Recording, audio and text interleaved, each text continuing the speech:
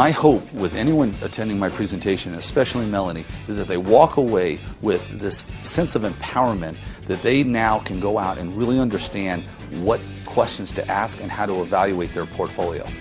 So what I'm going to do right now is show you what modern portfolio theory is all about. I'm trying to understand what is your operational definition of a portfolio. Because when I think of a portfolio, I think of the stocks, the bonds, the money market. And it's an excellent question, Melanie. Some people want to include their house. Some people want to include their private investments. Right. Okay?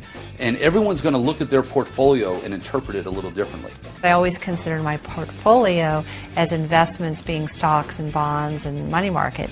Now I know to look at my portfolio as the whole picture of all the assets, what I have in my business, what I have in my home, and what I have in terms of financial investments. One of the concepts that I really focus in on is the Sharpe ratio. Now, William Sharpe, who won the Nobel Prize, will say there's some issues with the Sharpe ratio. Well, it's not perfect, but it definitely gives you an understanding of how to measure risk in a portfolio.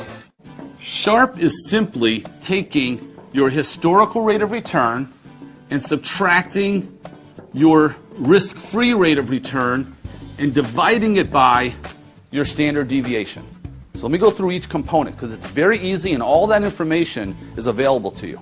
Your historical rate of return, all right, easy to get. This risk-free, all right, anytime I see anything that looks like that, I get scared, okay? But what it really is your money market. It's any investment which is like your 30-day treasury bill, anything that is very short-term, that is very liquid, and you can use money market.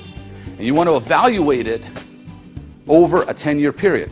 So the number you put here for money market shouldn't be what money market is today, it should be what it is over that 10-year time horizon. And you simply divide it by your standard deviation, which is the volatility. All of these numbers are readily available for you. You want your standard deviation to be 60% or less than your historical rate of return. Now let's fill it in.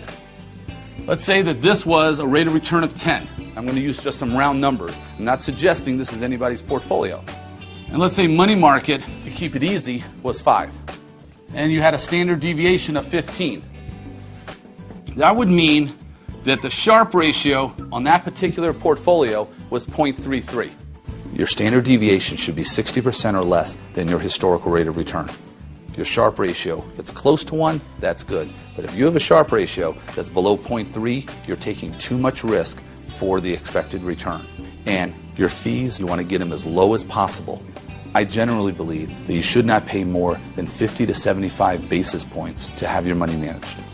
Thank you very much for coming tonight. I simply wanted to share some of these facts with you, a way for you to evaluate the risk in your portfolio and really take more control of what you're doing. And the way you can do that is with more knowledge. Ed's seminar was a really eye-opening experience. As I was sitting in the seminar, I was thinking to myself how much more research I could do on some of the investments that I currently have to evaluate them based on some of the criteria that Ed gave me tonight. Some of the information that he presented was just a real aha moment for me.